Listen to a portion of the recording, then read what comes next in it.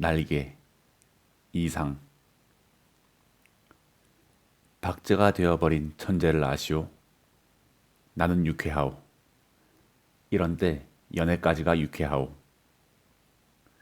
육신이 흐느적 흐느적 하도록 필요했을 때만 정신이 은화처럼 맑소. 니코틴이 내 흰 배 앓는 뱃속으로 스미면 머릿속에 을에 백지가 준비되는 법이오. 그 위에다 나는 위트와 파라독스를 바둑 포석처럼 늘어놓소. 가공할 상식의 병이요. 나는 또 여인과 생활을 설계하오. 연애 기법에 마저 서먹서먹해진 지성의 극치를 흘깃 좀 들여다본 일이 있는 말하자면 일종의 정신분일자예요. 이런 여인의 반, 그것은 온갖 건의 반이오. 이런 여인의 반만을 영수하는 생활을 설계한다는 말이오. 그런 생활 속에 한 발만 들여놓고 흡사 두 개의 태양처럼 마주 쳐다보면서 낄낄거리는 것이오.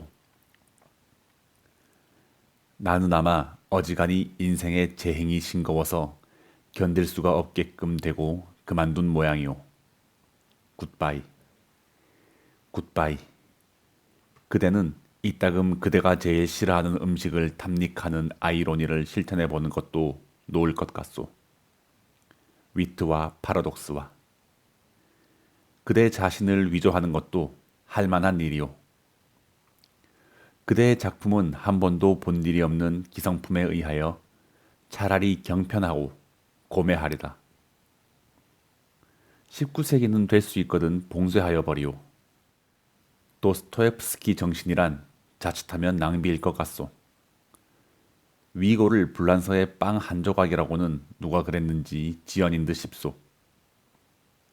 그러나 인생 혹은 그 모형에 있어서 디테일 때문에 속는다거나 그렇게 해서야 되겠소. 화를 보지 마오.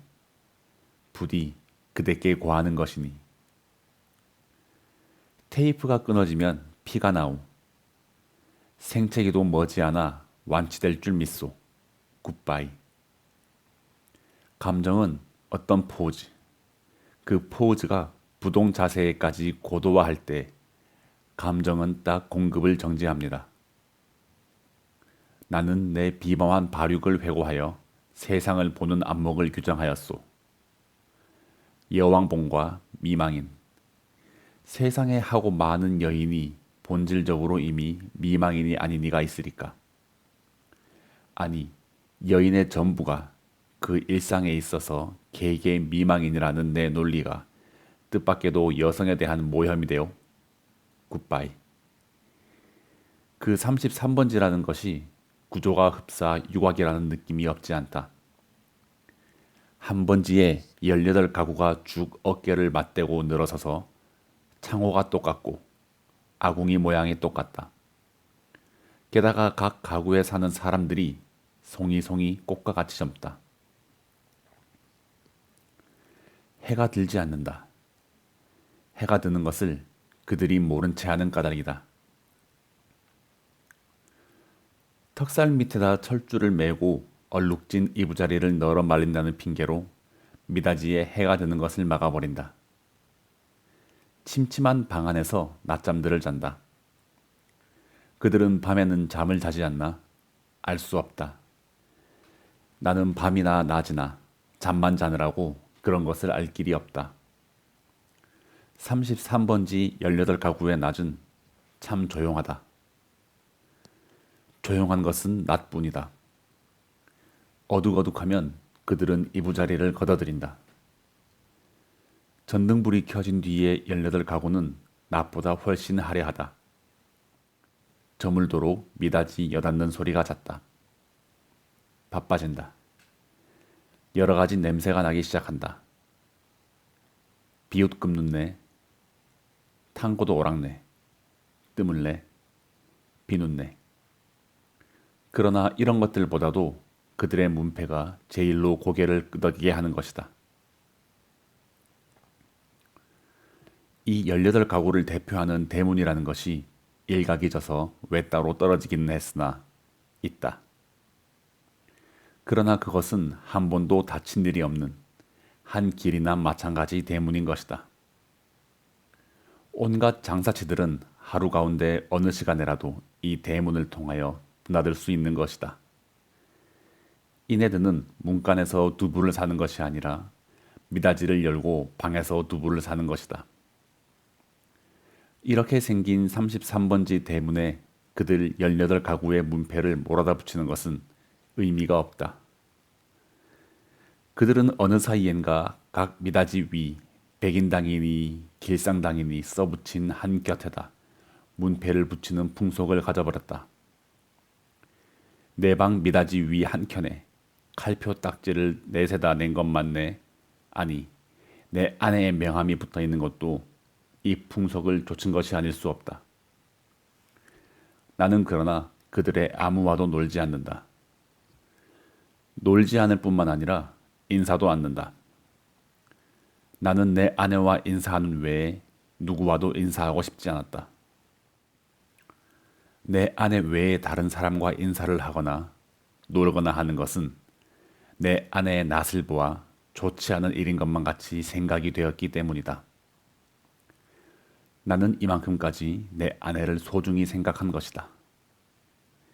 내가 이렇게까지 내 아내를 소중히 생각한 까닭은 이 33번지 18가구 속에서 내 아내가 내 아내의 명함처럼 제일 작고 제일 아름다운 것을 안 까닭이다.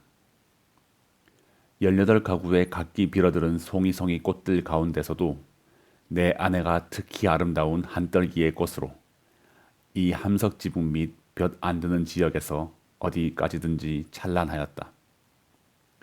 따라서 그 한떨기 꽃을 지키고 아니 그 꽃에 매어 달려 사는 나라는 존재가 도무지 형언할 수 없는 거북살스러운 존재가 아닐 수 없었던 것은 물론이다. 나는 어디까지든지 내 방이 집이 아니다. 집은 없다. 나는 어디까지든지 내 방이 마음에 들었다.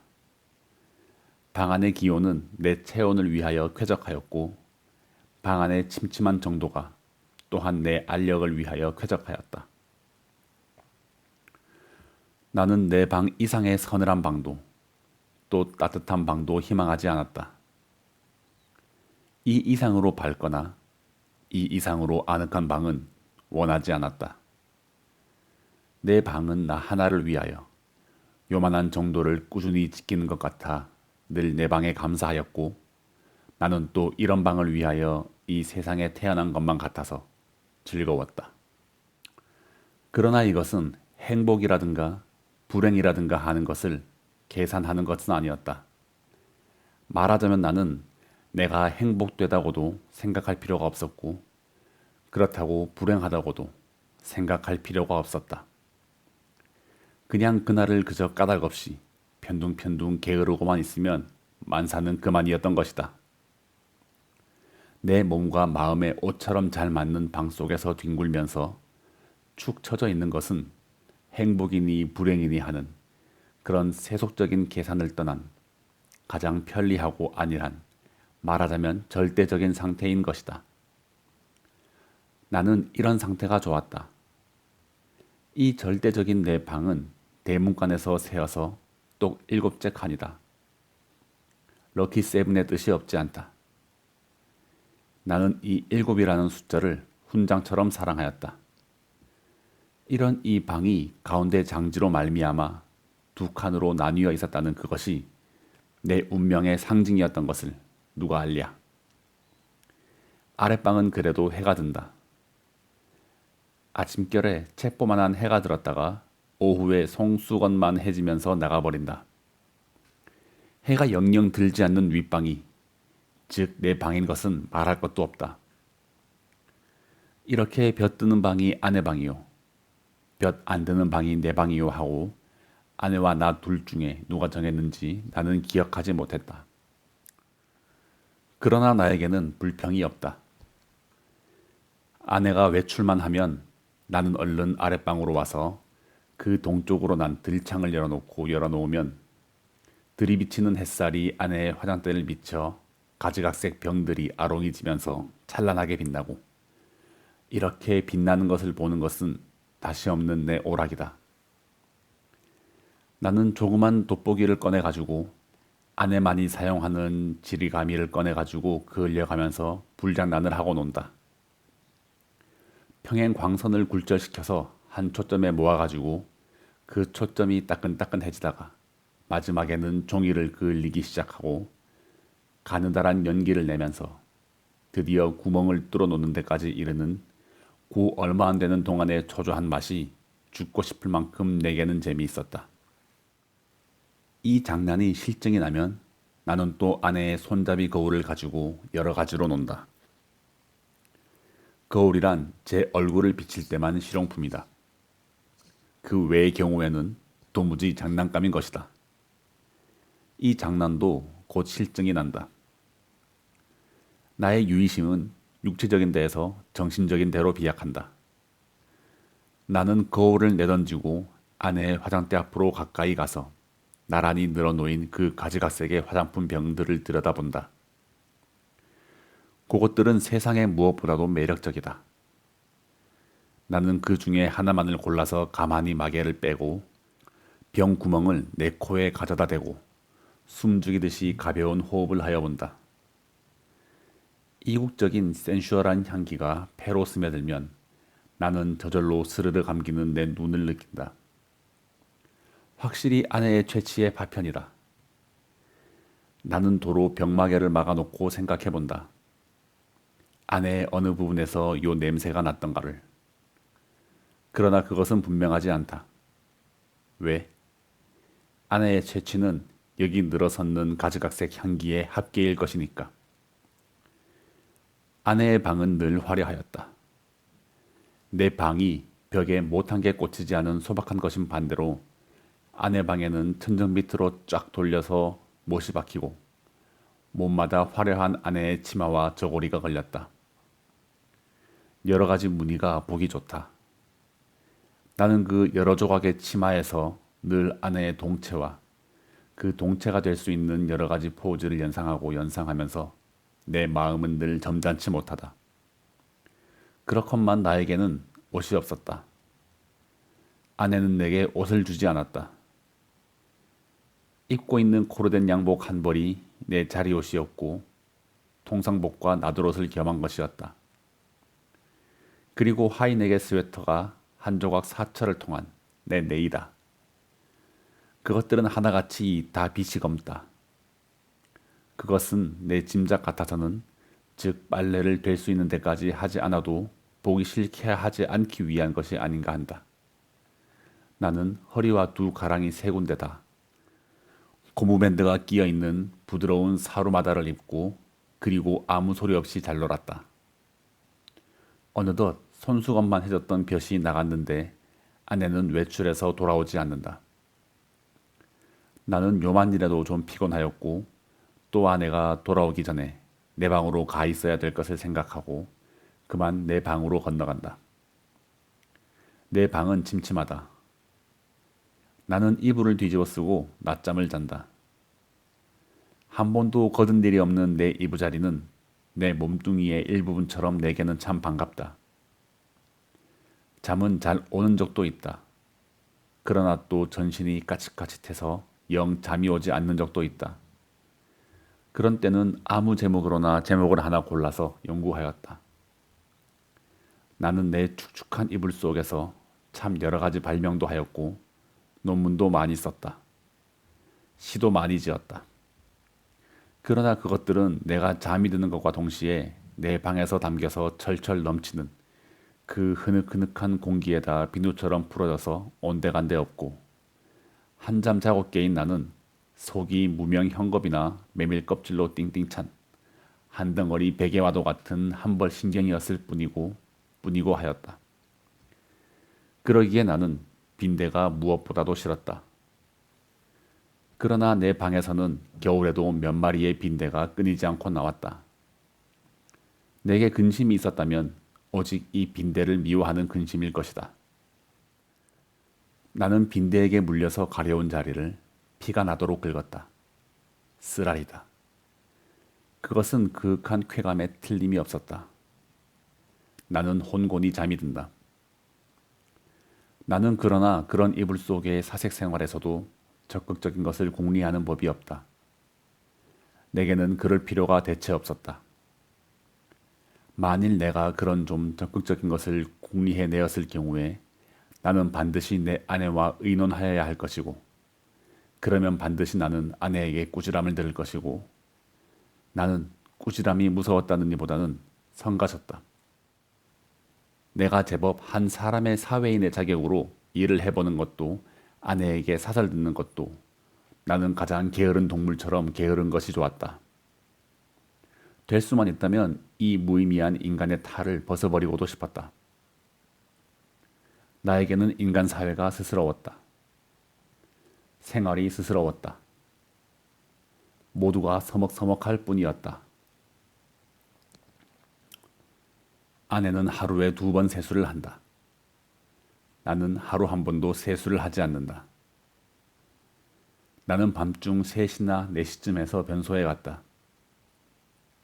달이 밝은 밤에는 한참씩 마당에 우두커니 섰다가 들어오곤 한다. 그러니까 나는 이 18가구의 아무와도 얼굴이 마주치는 일이 없었다. 그러면서도 나는 이 18가구의 젊은 여인네 얼굴들을 거반 다 기억하고 있다. 그들은 하나같이 내 아내만 못하였다. 11시쯤 해서 하는 아내의 첫 번째 세수는 좀 간단하다. 그러나 저녁 7시쯤에 해서 하는 2번째 세수는 손이 많이 간다. 아내는 낮에보다도 밤에 더 좋고 깨끗한 옷을 입는다. 그리고 낮에도 외출하고 밤에도 외출하였다. 아내에게 직업이 있었던가? 나는 아내의 직업이 무엇인지 알 수 없다. 만일 아내에게 직업이 없었다면 같이 직업이 없는 나처럼 외출할 필요가 생기지 않을 것인데, 아내는 외출한다. 외출할 뿐만 아니라 내객이 많다. 아내에게 내객이 많은 날은 나는 온종일 내 방에서 이불을 쓰고 누워 있어야 된다. 불장난도 못한다. 화장품 냄새도 못 맡는다. 그런 날은 나는 의식적으로 우울해하였다. 그러면 아내는 나에게 돈을 준다. 50전짜리 은하다. 나는 그것이 좋았다. 그러나 그것을 무엇에 써야 옳을지 몰라서 늘 머리맡에 던져두고 한 것이 어느 겨울에 모여서 꽤 많아졌다. 어느 날 이것을 본 아내는 금고처럼 생긴 벙어리를 사다 준다. 나는 한 푼씩 그 속에 넣고 열쇠는 아내가 가져갔다. 그 후에도 나는 더러 은화를 그 벙어리에 넣은 것을 기억한다. 그리고 나는 게을렀다. 그리고 얼마 후 아내의 머리 쪽에 보지 못하던 눈깔잠이 하나 여드름처럼 돋았던 것은 바로 그 금고형 벙어리의 무게가 가벼워졌다는 증거일까. 그러나 나는 드디어 머리맡에 놓았던 그 벙어리에 손을 대지 않고 말았다. 내 게으름은 그런 것에 내 주의를 환기시키기도 싫었다. 아내에게 내객이 있는 날은 이불 속으로 암만 깊이 들어가도 비 오는 날만큼 잠이 잘 오지 않았다. 나는 그런 때 나에게 왜 늘 돈이 있나, 왜 돈이 많은가를 연구했다. 내객들은 장지 저쪽에 내가 있는 것을 모르나 보다. 내 아내와 나도 좀 하기 어려운 노응을 아주 서슴지 않고 쉽게 해던지는 것이다. 그러나 내 아내를 찾은 서너 사람의 내객들은 늘 비교적 점잖았다고 볼 수 있는 것이 자정이 좀 지나면 을의 도라들 같다. 그들 가운데에는 퍽 교양이 있는 자도 있는 듯 싶었는데, 그런 자는 보통 음식을 사다 먹고 논다. 그래서 보충을 하고 대체로 무사하였다. 나는 우선 아내의 직업이 무엇인가를 연구하기에 착수하였으나 좁은 시야와 부족한 지식으로는 이것을 알아내기 힘이 든다. 나는 끝끝내 내 아내의 직업이 무엇인가를 모르고 말려나 보다. 아내는 늘 진솔 버섯만 신었다. 아내는 밥도 지었다. 아내가 밥을 짓는 것을 나는 한 번도 구경한 일은 없으나 언제든지 끼니 때면 내 방으로 내 조석밥을 날라다 주는 것이다. 우리 집에는 나와 내 아내 외에 다른 사람은 아무도 없다. 이 밥은 분명 아내가 손수지었음에 틀림없다. 그러나 아내는 한 번도 나를 자기 방으로 부른 일은 없다. 나는 늘 윗방에서나 혼자서 밥을 먹고 잠을 잤다. 밥은 너무 맛이 없었다. 반찬이 너무 엉성하였다. 나는 닭이나 강아지처럼 말없이 주는 모이를 넙적넙적 받아먹기는 했으나 내심 야속하게 생각한 적도 더럽지 않다. 나는 안색이 여지없이 창백해가면서 말라 들어갔다. 나날이 눈에 보이듯이 기운은 줄어들었다. 영양 부족으로 하여 몸뚱이 곳곳의 뼈가 불쑥불쑥 내어밀었다. 하룻밤 사이에도 수십 차를 들춰눕지 않고는 여기저기가 베겨서 나는 베겨낼 수가 없었다. 그렇기 때문에 나는 내 이불 속에서 아내가 늘 흔히 쓸 수 있는 저 돈의 출처를 탐색해내는 일변장지 틈으로 새어나오는 아랫밤의 음성은 무엇일까를 간단히 연구하였다. 나는 잠이 잘 안 왔다. 깨달았다. 아내가 쓰는 그 돈은 내게는 다만 실없는 사람들로밖에 보이지 않는 까닭 모를 내객들이 놓고 가는 것이 틀림없으리라는 것을 깨달았다. 그러나 왜 그들 내객은 돈을 놓고 가나? 왜 내 아내는 그 돈을 받아야 되나? 하는 예의관념이 내게는 도무지 알 수 없는 것이었다. 그것은 그저 예의에 지나지 않는 것일까? 그렇지 않으면 혹 무슨 대가일까? 보수일까? 내 아내가 그들의 눈에는 동정을 받아야 할 한 가엾은 인물로 보였던가? 이런 것들을 생각하노라면 으레 내 머리는 그냥 혼란하여 버리고 하였다. 잠들기 전에 획득했다는 결론이 오직 불쾌하다는 것뿐이었으면서도 나는 그런 것을 아내에게 물어보거나 그렇게 한 일이 참 한 번도 없다. 그것은 대체 귀찮게도 하려니와 한잠 자고 일어나는 나는 사뭇 딴 사람처럼 이것도 저것도 다 깨끗이 잊어버리고 그만두는 까닭이다. 내객들이 돌아가고 혹 외출해서 돌아오고 하면 아내는 간편한 것으로 옷을 바꾸어 입고 내 방으로 나를 찾아온다. 그리고 이불을 들치고 내 귀에는 영 생동생동한 몇 마디 말로 나를 위로하려 든다. 나는 조소도 고소도 홍소도 아닌 웃음을 얼굴에 띠고 아내의 아름다운 얼굴을 쳐다본다. 아내는 방글에 웃는다.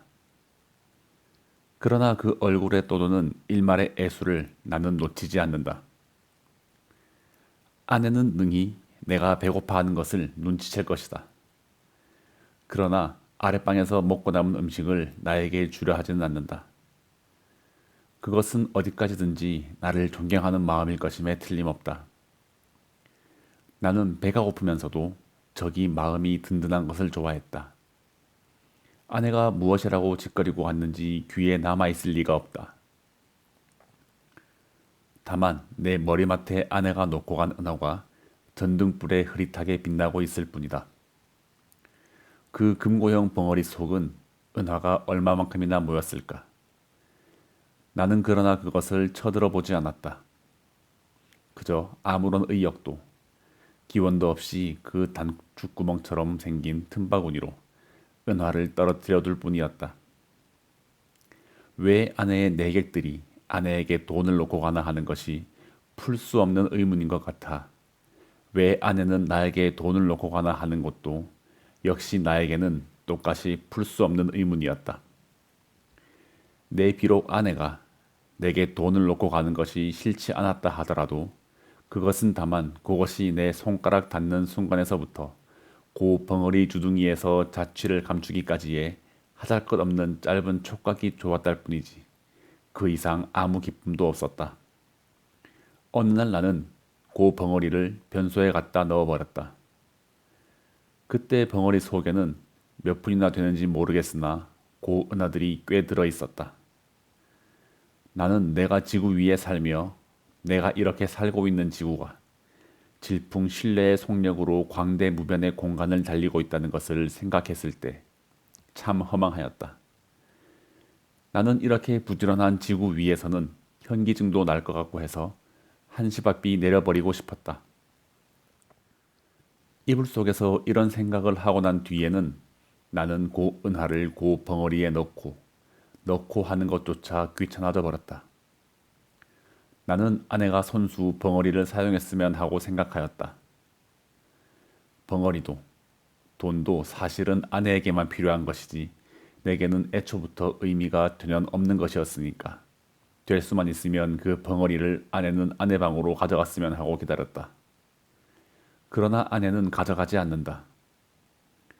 나는 내가 아내 방으로 가져다 둘까 하고 생각하여 보았으나 그 즈음에는 아내의 내객이 워낙 많아서 내가 아내 방에 가볼 기회가 도무지 없었다.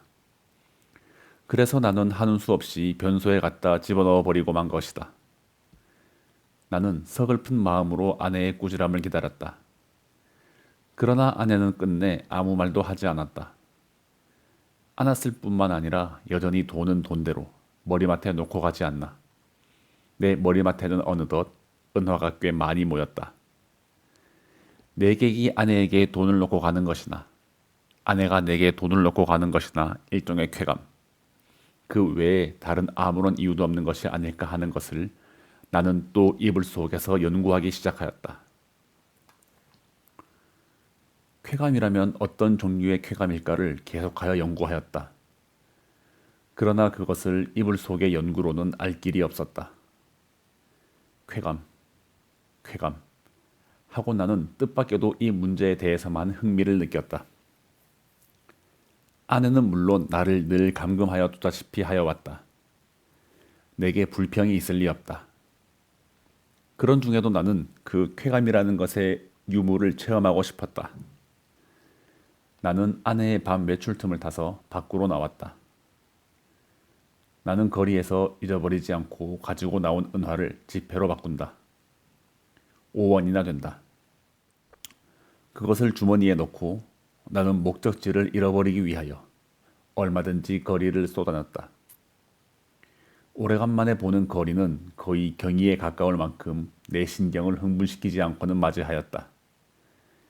나는 금시에 피곤하여 버렸다. 그러나 나는 참았다. 그리고 밤이 이슥하도록 까닭을 잃어버린 채 이 거리 저 거리로 지양 없이 헤매었다. 돈은 물론 한 푼도 쓰지 않았다. 돈을 쓸 아무 엄두도 나서지 않았다. 나는 벌써 돈을 쓰는 기능을 완전히 상실한 것 같았다. 나는 과연 피로를 이 이상 견디기가 어려웠다. 나는 가까스로 내 집을 찾아왔다. 나는 내 방을 가려면 아내 방을 통과하지 않으면 안 될 것을 알고 아내에게 내객이 있나 없나를 걱정하면서 미닫이 앞에서 좀 거북살스럽게 기침을 한번 했더니 이것은 참 또 너무나 얌상스럽게 미닫이가 열리면서 아내의 얼굴과 그 등 뒤에 낯선 남자의 얼굴이 이쪽을 내다보는 것이다. 나는 벼랑간 내어 쏟아지는 불빛에 눈이 부셔서 좀 머뭇머뭇했다. 나는 아내의 눈초리를 못 본 것은 아니다. 그러나 나는 모른 채 한 수밖에 없었다. 왜? 나는 어쨌든 아내의 방을 통과하지 아니하면 안 되니까. 나는 이불을 뒤집어 썼다. 무엇보다도 다리가 아파서 견딜 수가 없었다. 이불 속에서는 가슴이 울렁거리면서 암만 해도 까무러칠 것만 같았다. 걸을 때는 몰랐더니 숨이 차다. 등에 식은땀이 쭉 내배인다. 나는 외출한 것을 후회하였다. 이런 피로를 잊고 어서 잠이 들었으면 좋겠다. 한잠 잘 자고 싶었다. 얼마 동안이나 비스듬히 엎드려 있었더니 차츰차츰 뚝딱거리는 가슴 동계가 가라앉는다. 그만해도 우선 살 것 같았다. 나는 몸을 들쳐받듯이 천장을 향하여 눕고 쭉 다리를 뻗었다. 그러나 나는 또다시 가슴의 동계를 피할 수 없게 되었다. 아랫방에서 아내와 그 남자의 내 귀에도 들리지 않을 만큼 낮은 목소리로 소곤거리는 기척이 장지 틈으로 전하여 왔던 것이다. 청각을 더 예민하게 하기 위하여 나는 눈을 떴다. 그리고 숨을 주었다. 그러나 그때는 벌써 아내와 남자는 앉았던 자리를 툭툭 털고 일어섰고 일어서면서 옷과 모자 쓰는 기척이 나는 듯 하더니 이어 미닫이가 열리고 구두 뒤축 소리가 나고 그리고 뜰에 내려서는 소리가 쿵 하고 나면서 뒤를 따르는 아내의 고무신 소리가 두어 발짝 찍찍 나고 사뿐사뿐 나나 하는 사이에 두 사람의 발소리가 대문 쪽으로 사라졌다. 나는 아내의 이런 태도를 본 일이 없다. 아내는 어떤 남자와도 결코 소곤거리는 법이 없다. 나는 윗방에서 이불을 쓰고 누운 동안에도 혹 술이 취해서 혀가 잘 돌아가지 않는 내게들의 담화는 덜어 놓치는 수가 있어도 아내의 높지도 낮지도 않은 말소리는 일찍이 한마디도 놓쳐본 적이 없다. 더러 내 귀에 거슬리는 소리가 있어도 나는 그것이 태연한 목소리로 내 귀에 들렸다는 이유로 충분히 안심이 되었다. 그렇던 아내의 이런 태도는 필시 그 속에 여간하지 않은 사정이 있는 듯싶이 생각이 되고 내 마음은 좀 서운했으나 그보다도 나는 좀 너무 피로해서 오늘만은 이불 속에서 아무것도 연구하지 않기로 굳게 결심하고 잠을 기다렸다. 낮잠은 좀처럼 오지 않았다. 대문간에 나간 아내도 좀처럼 들어오지 않았다. 그러는 동안에 흐지부지 나는 잠이 들어버렸다. 꿈이 얼숭덜숭 종을 잡을 수 없는 거리의 풍경을 여전히 헤매었다. 나는 몹시 흔들렸다. 내객을 보내고 들어온 아내가 잠든 나를 잡아 흔드는 것이다. 나는 눈을 번쩍 뜨고 아내의 얼굴을 쳐다보았다. 아내의 얼굴에는 웃음이 없다. 나는 좀 눈을 비비고 아내의 얼굴을 자세히 보았다. 노기가 눈초리에 떠서 얇은 입술이 바르르 떨린다. 좀처럼 이 노기가 풀리기는 어려울 것 같았다. 나는 그대로 눈을 감아버렸다. 벼락이 내리기를 기다린 것이다. 그러나 새근하는 숨소리가 나면서 부스스 아내의 치맛자락 소리가 나고 장지가 여닫히며 아내는 아내 방으로 돌아갔다. 나는 다시 몸을 돌쳐 이불을 뒤집어 쓰고는 개구리처럼 엎드려서 배가 고픈 가운데도 오늘 밤의 외출을 또 한 번 후회하였다. 나는 이불 속에서 아내에게 사죄하였다. 그것은 네 오해라고. 나는 사실 밤이 퍽 이슥한 줄만 알았던 것이다. 그것이 내 말 맞다나 자정전인지는 정말이지 꿈에도 몰랐다. 나는 너무 피곤하였다. 오래간만에 나는 너무 많이 걸은 것이 잘못이다. 내 잘못이라면 잘못은 그것밖에 없다. 외출은 왜 하였더냐고? 나는 그 머리맡에 저절로 모인 오원을 아무개라도 좋으니 주워보고 싶었던 것이다. 그뿐이다. 그러나 그것도 내 잘못이라면 나는 그렇게 알겠다. 나는 후회하고 있지 않나. 내가 그 5원 돈을 써버릴 수가 없었던들 나는 자정 안에 집에 돌아올 수 없었을 것이다. 그러나 거리는 너무 복잡하였고 사람은 너무도 들끓었다. 나는 어느 사람을 붙들고 그 5원 돈을 내어주어야 할지 갈피를 잡을 수가 없었다. 그러는 동안에 나는 여지없이 피곤해버리고 말았던 것이다. 나는 무엇보다도 좀 쉬고 싶었다. 눕고 싶었다. 그래서 나는 하는 수 없이 집으로 돌아온 것이다. 내 짐작 같아서는 밤이 어지간히 늦은 줄만 알았는데 그것이 불행히도 자정 전이었다는 것은 참 안 된 일이다. 미안한 일이다. 나는 얼마든지 사죄하여도 좋다. 그러나 종시 아내의 오해를 풀지 못하였다 하면 내가 이렇게까지 사죄하는 보람은 그럼 어디 있나. 한심하였다. 1시간 동안을 나는 이렇게 초조하게 굴지 않으면 안 되었다. 나는 이불을 획 젖혀버리고 일어나서 장지를 열고 아내 방으로 비칠비칠 달려갔던 것이었다. 내게는 거의 의식이라는 것이 없었다. 나는 아내 이불 위에 엎드리면서 바지 포켓 속에서 그 돈 5원을 꺼내 이내 손에 쥐어준 것을 간신히 기억할 뿐이다. 이튿날 잠에서 깨었을 때 나는 내 아내 방 아내 이불 속에 있었다. 이것이 이 33번지에서 살기 시작한 이래 내가 아내 방에서 잔 맨 처음이었다. 해가 들창에 훨씬 높았는데 아내는 이미 외출하고 벌써 내 곁에 있지는 않다. 아니, 아내는 어쩌녕 내가 의식을 잃은 동안에 외출한 것인지도 모른다. 그러나 나는 그런 것을 조사하고 싶지 않았다. 다만 전신이 찌뿌드드한 것이 손가락 하나 꼼짝할 힘조차 없었다. 책보보다 좀 작은 면적의 볕이 눈이 부시다. 그 속에서 수없이 먼지가 흡사 미생물처럼 난무한다. 코가 확 막히는 것 같다.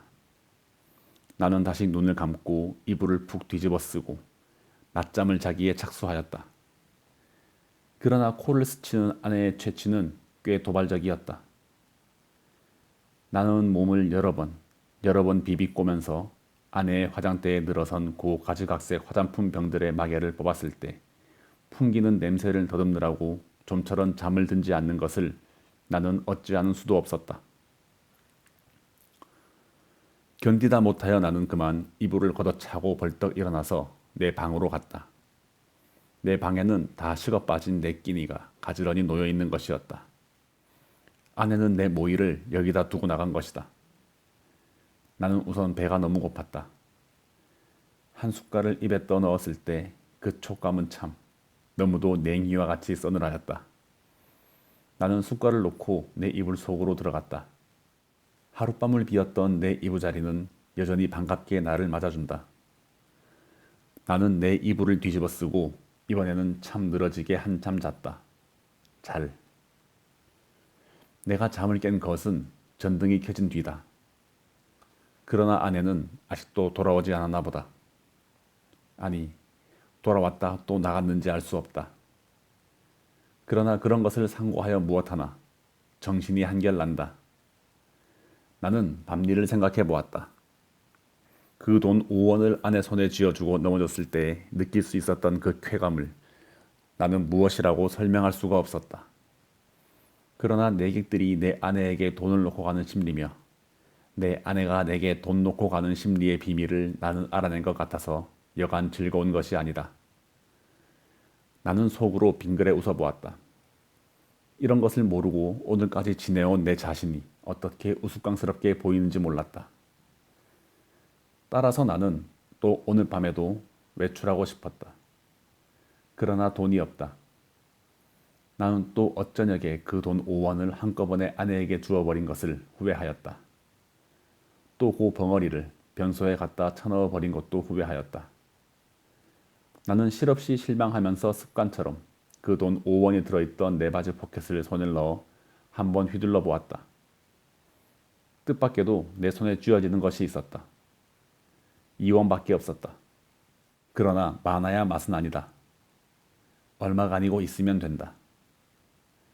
나는 그만한 것이 여간 고마운 것이 아니었다. 나는 기운을 얻었다. 나는 그 단벌 다 떨어진 코르된 양복을 걸치고 배고픈 것도 주제 사나운 것도 다 잊어버리고 활갯짓을 하면서 또 거리로 나섰다. 나서면서 나는 제발 시간이 화살 단 듯해서 자정이 어서 획 지나버렸으면 하고 조바심을 태웠다. 아내에게 돈을 주고 아내 방에서 자보는 것은 어디까지든지 좋았지만 만일 잘못해서 자정 전에 집에 들어갔다가 아내의 눈총을 맞는 것은 그것은 여간 무서운 일이 아니었다. 나는 저물도록 길가 시계를 들여다보고 하면서 또 지양 없이 거리를 방황하였다. 그러나 그날은 좀처럼 피곤하지는 않았다. 다만 시간이 좀 너무 더디게 가는 것만 같아서 안타까웠다. 경성역 시계가 확실히 자정을 지난 것을 본 뒤에 나는 집을 향하였다. 그날은 그 일각 대문에서 아내와 아내의 남자가 이야기하고 서 있는 것을 만났다. 나는 모른 체하고 두 사람 곁을 지나서 내 방으로 들어갔다. 뒤이어 아내도 들어왔다. 와서는 이 밤중에 안 하던 쓰레질을 하는 것이었다.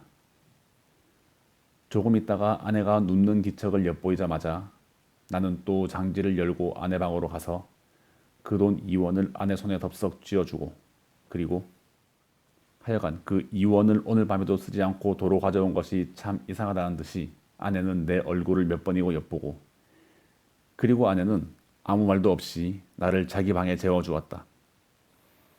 나는 이 기쁨을 세상의 무엇과도 바꾸고 싶지는 않았다. 나는 편히 잘 잤다. 이튿날도 내가 잠이 깨었을 때는 아내는 보이지 않았다. 나는 또 내 방으로 가서 피곤한 몸이 낮잠을 잤다. 내가 아내에게 흔들려 깨었을 때는 역시 불이 들어온 뒤였다. 아내는 자기 방으로 나를 오라는 것이다. 이런 일은 또 처음이다. 아내는 끊임없이 얼굴에 미소를 띠고 내 팔을 이끄는 것이다. 나는 이런 아내의 태도 이면에 앵간치 않은 음모가 숨어 있지나 않은가 하고 저기 불안을 느끼지 않을 수 없었다. 나는 아내의 하자는 대로 아내의 방으로 끌려갔다. 아내 방에는 저녁 밥상이 조촐하게 차려져 있는 것이다. 생각하여 보면 나는 이틀을 굶었다. 나는 지금 배고픈 것까지도 긴가민가 잊어버리고 얼음얼음 하던 차다. 나는 생각하였다. 이 최후의 만찬을 먹고 나자마자 벼락이 내려도 나는 차라리 후회하지 않을 것을. 사실 나는 인간 세상이 너무나 심심해서 못 견디겠던 차다. 모든 것이 성가시고 귀찮았으나 그러나 불의의 재난이라는 것은 즐겁다. 나는 마음을 턱 놓고 조용히 아내와 마주 이 회개한 저녁밥을 먹었다. 우리 부부는 이야기하는 법이 없었다. 밥을 먹은 뒤에도 나는 말이 없이 부스스 일어나서 내 방으로 건너가 버렸다. 아내는 나를 붙잡지 않았다. 나는 벽에 기대어 앉아서 담배를 한 대 피워 물고 그리고 벼락이 떨어질 테거든 어서 떨어져라 하고 기다렸다. 5분, 10분. 그러나 벼락은 내리지 않았다. 긴장이 차츰 풀어지기 시작한다. 나는 어느덧 오늘 밤에도 외출할 것을 생각하고 있었다. 돈이 있었으면 하고 생각하고 있었다. 그러나 돈은 확실히 없다. 오늘은 외출하여도 나중에 올 무슨 기쁨이 있나. 내 앞이 그저 아뜩하였다. 나는 화가 나서 이불을 뒤집어 쓰고 이리 뒹굴 저리 뒹굴 굴렀다. 금시 먹은 밥이 목으로 자꾸 치밀어 올라간다. 메스꺼웠다. 하늘에서 얼마라도 좋으니 왜 지폐가 소낙비처럼 퍼붓지 않나. 그것이 그저 한없이 야속하고 슬펐다. 나는 이렇게밖에 돈을 구하는 아무런 방법도 알지는 못했다. 나는 이불 속에서 좀 울었나 보다. 왜 없느냐면서. 그랬더니 아내가 또 내 방에를 왔다. 나는 깜짝 놀라 아마 이제야 벼락이 내리려나 보다 하고 숨을 죽이고 두꺼비 모양으로 엎드려 있었다. 그러나 떨어진 입을 새어나오는 아내의 말소리는 참 부드러웠다. 정다웠다. 아내는 내가 왜 우는지를 안다는 것이다. 돈이 없어서 그러는 게 아니란다. 나는 실없이 깜짝 놀랐다. 어떻게 사람의 속을 환하게 들여다보고는 해서 나는 한편으로 슬그머니 겁도 안 나는 것은 아니었으나 저렇게 말하는 것을 보면 아마 내게 돈을 줄 생각이 있나 보다. 만일 그렇다면 오죽이나 좋은 일일까. 나는 이불 속에 뚫뚫 말린 채 고개도 들지 않고 아내의 다음 거동을 기다리고 있으니까 예쏘 하고 내 머리맡에 내려뜨리는 것은 그 가뿐한 음량으로 보아 지폐에 틀림없었다. 그리고 내 귀에다 대고 오늘일랑 어제보다도 늦게 돌아와도 좋다고 속삭이는 것이었다. 그것은 어렵지 않다. 우선 그 돈이 무엇보다도 고맙고 반가웠다. 어쨌든 나섰다. 나는 좀 야맹증이다. 그래서 될 수 있는 대로 밝은 거리로 돌아다니기로 했다. 그리고는 경성역 1, 2등 대합실 한켠 티룸에 들렸다. 그것은 내게는 큰 발견이었다. 거기는 우선 아무도 아는 사람이 안 온다. 설사 왔다가도 곧 돌아가니까 좋다. 나는 날마다 여기 와서 시간을 보내리라 속으로 생각하여 두었다. 제일 여기 시계가 어느 시계보다도 정확하리라는 것이 좋았다. 섣불리 서투른 시계를 보고 그것을 믿고 시간 전에 집에 돌아갔다가 큰 코를 다쳐서는 안 된다. 나는 한 복스에 아무것도 없는 것과 마주 앉아서 잘 끓은 커피를 마셨다. 총총한 가운데 여객들은 그래도 한 잔 커피가 즐거운가 보다. 얼른 마시고 무얼 좀 생각하는 것 같이 담벼락도 좀 쳐다보고 하다가 곧 나가버린다. 서글프다. 그러나 내게는 이 서글픈 분위기가 거리의 티룸들의 그 거추장스러운 분위기보다는 절실하고 마음에 들었다. 이따금 들리는 날카로운 혹은 우렁찬 기적 소리가 모차르트보다도 더 가깝다. 나는 메뉴에 적힌 몇 가지 안 되는 음식 이름을 치읽고 내리읽고 여러 번 읽었다. 그것들을 아물아물하는 것이 어딘가 내 어렸을 때 동물들 이름과 비슷한 데가 있었다. 거기서 얼마나 내가 오래 앉았는지 정신이 오락가락하는 중에 객이 슬며시 뜸해지면서 이 구석 저 구석 걷어치우기 시작하는 것을 보면 아마 닫는 시간이 된 모양이다. 11시가 좀 지났구나. 여기도 결코 내 안주의 곳은 아니구나. 어디 가서 자정을 넘길까. 두루 걱정을 하면서 나는 밖으로 나왔다. 비가 온다. 빗발이 제법 굵은 것이 우비도 우산도 없는 나를 고생을 시킬 작정이다. 그렇다고 이런 괴이한 풍모를 차리고 이 홀에서 어물어물하는 수도 없고 에이 비를 맞으면 맞았지 하고 그냥 나서버렸다. 대단히 선선해서 견딜 수가 없다. 코로 된 옷이 젖기 시작하더니 나중에는 속속들이 스며들면서 치근거린다.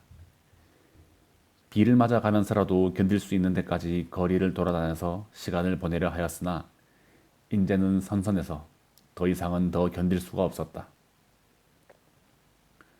오한이 자꾸 일어나면서 이가 딱딱 맞부딪는다.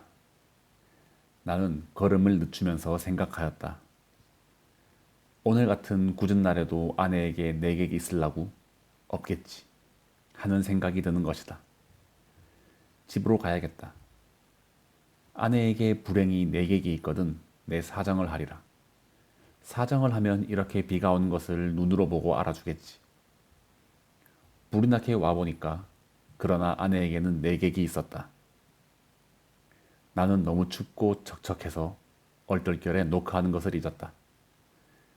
그래서 나는 보면 아내가 덜 좋아할 것을 그만 보았다. 나는 간발자국 같은 발자국을 내면서 덤벙덤벙 아내 방을 디디고 내 방으로 가서 쭉 빠진 옷을 활활 벗어버리고 이불을 뒤썼다. 덜덜덜덜 떨린다. 오한이 점점 더 심해 들어온다. 여전 땅이 꺼져 들어가는 것만 같았다. 나는 그만 의식을 잃어버리고 말았다. 이튿날 내가 눈을 떴을 때 아내는 내 머리맡에 앉아서 제법 근심스러운 얼굴이다. 나는 감기가 들었다. 여전히 으스스 춥고 또 골치가 아프고 입에 군침이 도는 것이 씁쓸하면서 다리팔이 척 늘어져서 노곤하다. 아내는 내 머리를 쓱 짚어보더니 약을 먹어야지 한다. 아내 손이 이마에 선뜻한 것을 보면 신열이 어지간한 모양인데 약을 먹는다면 해열제를 먹어야지 하고 속생각을 하자니까 아내는 따뜻한 물에 하얀 정제약 4개를 준다. 이것을 먹고 한 잠 푹 자고 나면 괜찮다는 것이다. 나는 널름 받아 먹었다. 쌉싸래한 것이 짐작 같아서는 아마 아스피린인가 싶다. 나는 다시 이불을 쓰고 단번에 그냥 죽은 것처럼 잠이 들어버렸다. 나는 콧물을 훌쩍훌쩍 하면서 여러 날을 앓았다. 앓는 동안 끊이지 않고 그 정제약을 먹었다. 그러는 동안에 감기도 나았다. 그러나 입맛은 여전히 소태처럼 썼다. 나는 차츰 또 외출하고 싶은 생각이 났다. 그러나 아내는 나더러 외출하지 말라고 이러는 것이다. 이 약을 날마다 먹고 그리고 가만히 누워있으라는 것이다. 공연히 외출을 하다가 이렇게 감기가 들어서 저를 고생시키는 게 아니란다. 그도 그렇다.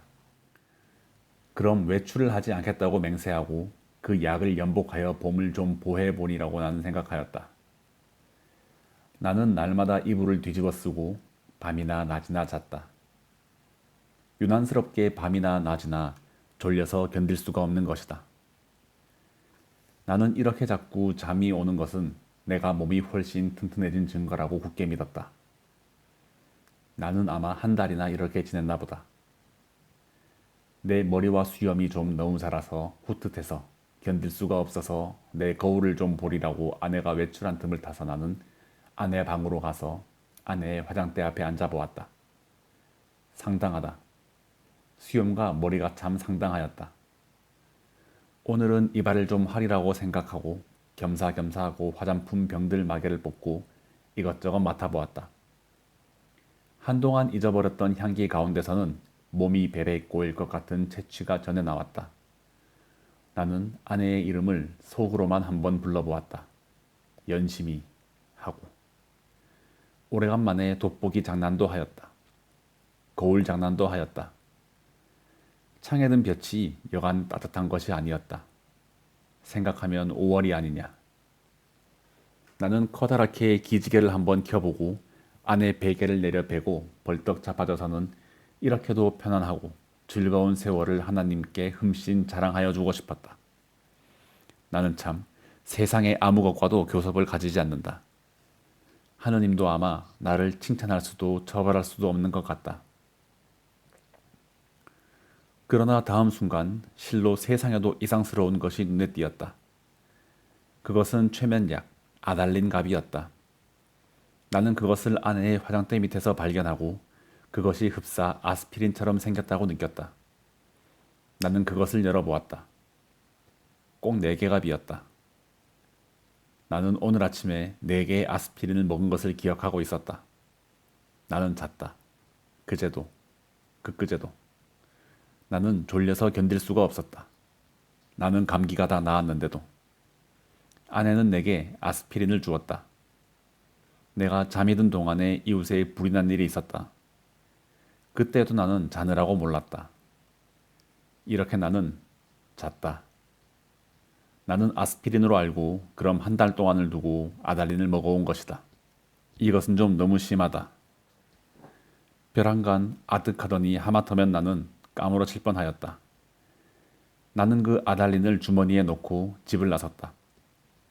그리고 산을 찾아 올라갔다. 인간 세상에 아무것도 보기가 싫었던 것이다. 걸으면서 나는 아무쪼록 아내에 관계되는 일은 일체 생각하지 않도록 노력하였다. 길에서 까무러치기 쉬우니까다. 나는 어디라도 양지가 바른 자리를 하나 골라 자리를 잡아가지고 서서히 아내에 관하여 연구할 작정이었다.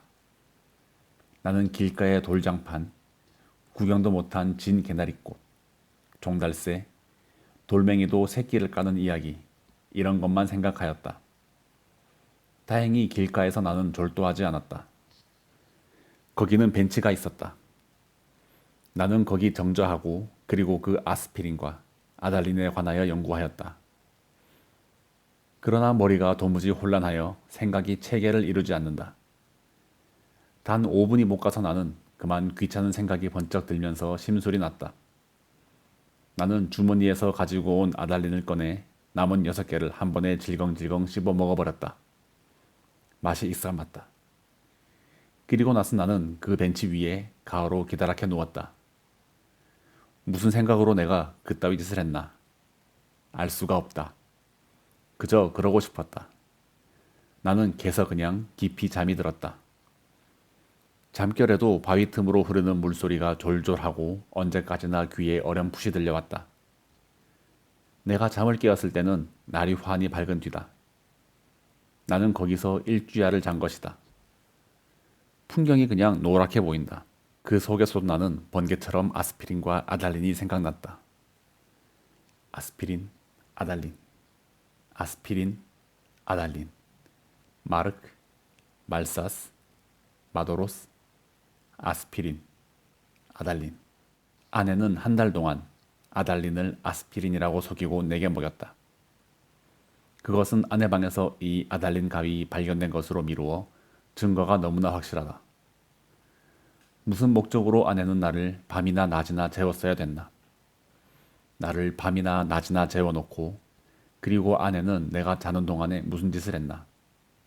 나를 조금씩 조금씩 죽이려던 것일까? 그러나 또 생각하여보면 내가 한 달을 두고 먹어온 것이 아스피린이었는지도 모른다. 아내는 무슨 근심되는 일이 있어서 밤이면 잠이 잘 오지 않아서 정작 아내가 아달린을 사용한 것이나 아닌지. 그렇다면 나는 참 미안하다. 나는 아내에게 이렇게 큰 의혹을 가졌다는 것이 참 안 됐다. 나는 그래서 불이 나게 거기서 내려왔다. 아랫도리가 회회 내어져이면서 어찔어찔한 것을 나는 겨우 집을 향하여 걸었다. 8시 가까이였다. 나는 내 잘못된 생각을 죄다 일러바치고 아내에게 사죄하려는 것이다. 나는 너무 급해서 그만 또 말을 잊어버렸다. 그랬더니 이건 참 큰일 났다. 나는 내 눈으로 절대 보아서 안 될 것을 그만 딱 보아버리고 만 것이다.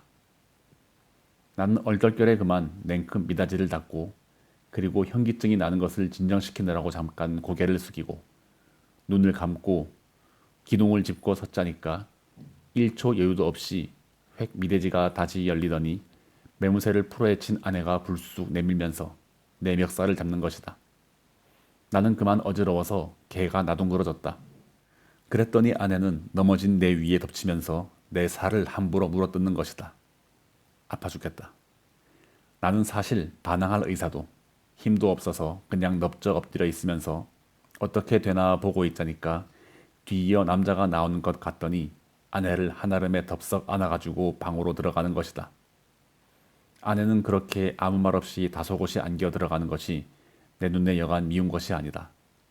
밉다. 아내는 너 밤새워 가면서 도둑질 하러 다니느냐, 계집질 하러 다니느냐고 바라기다. 이것은 참 너무 억울하다. 나는 어안이 벙벙하여 도무지 입이 떨어지지를 않는다. 너는 그야말로 나를 살해하려고 하는 것이 아니냐고 소리를 한번 꽥 질러보고도 싶었으나 그런 긴가민가한 소리를 섣불리 입 밖에 내었다가는 무슨 화를 볼는지 알 수 없다. 차라리 억울하지만 잠자코 있는 것이 우선 상책인 듯이 생각이 들길래 나는 이것은 또 무슨 생각으로 그랬는지 모르지만 툭툭 떨고 일어나서는 내 바지 포켓 속에 남은 돈 몇 원 몇십 전을 가만히 꺼내어서는 몰래 미닫이를 열고 살며시 문지방 밑에다 놓고 나서는 나는 그냥 줄다른 박지를 쳐서 나와버렸다. 여러 번 자동차에 치일 뻔하면서도 나는 그래도 경성역으로 찾아갔다. 빈자리와 마주 앉아서 이 쓰디쓴 입맛을 거두기 위하여 무엇으로도 입가심을 하고 싶었다. 커피. 좋다. 그러나 경성역 홀에 한 걸음 들여놓았을 때 나는 내 주머니에는 돈이 한 푼도 없다는 것을, 그것을 깜빡 잊었던 것을 깨달았다. 또 아득하였다. 나는 어디선가 그저 맥없이 머뭇머뭇하면서 어쩔 줄을 모를 뿐이었다. 얼빠진 사람처럼 그저 이리 갔다 저리 갔다 하면서. 나는 거기 아무데나 주저앉아서 내 자라온 26해를 회고하여 보았다.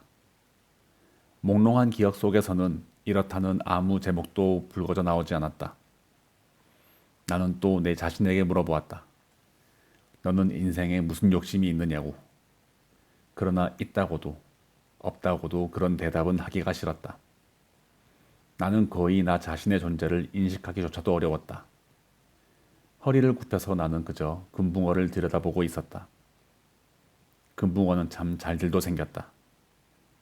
작은 놈은 작은 놈대로, 큰 놈은 큰 놈대로 다 싱싱하니 보기 좋았다.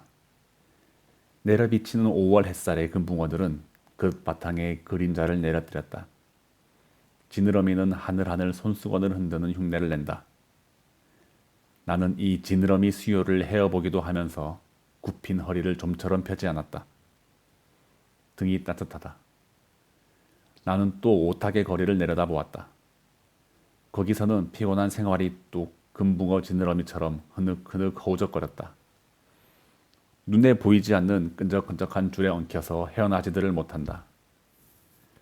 나는 피로와 공복 때문에 무너져 들어가는 몸뚱이를 끌고 그 오탁의 거리 속으로 섞여가지 않는 수도 없다 생각하였다. 나서서 나는 또 문득 생각하여 보았다.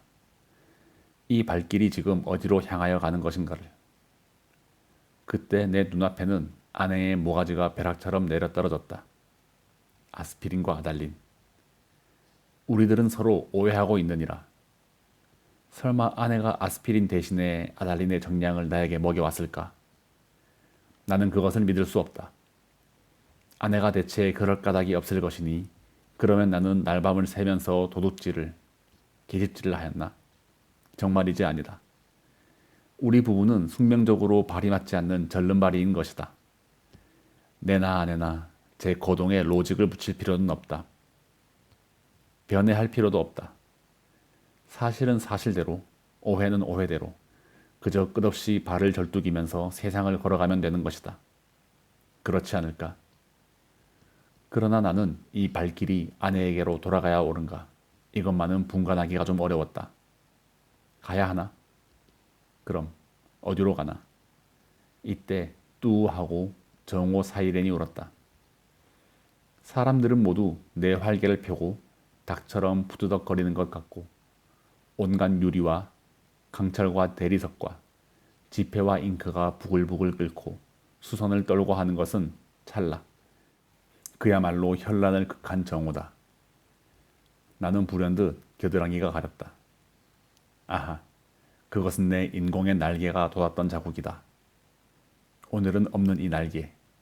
머릿속에서는 희망과 야심이 말소된 페이지가 딕셔너리 넘어가듯 번뜩였다. 나는 걷던 길을 멈추고 그리고 일어나 한번 이렇게 외쳐보고 싶었다. 날개야, 다시 돋아라. 날자, 날자. 한 번만 더 날잡구나. 한 번만 더 날아보자꾸나.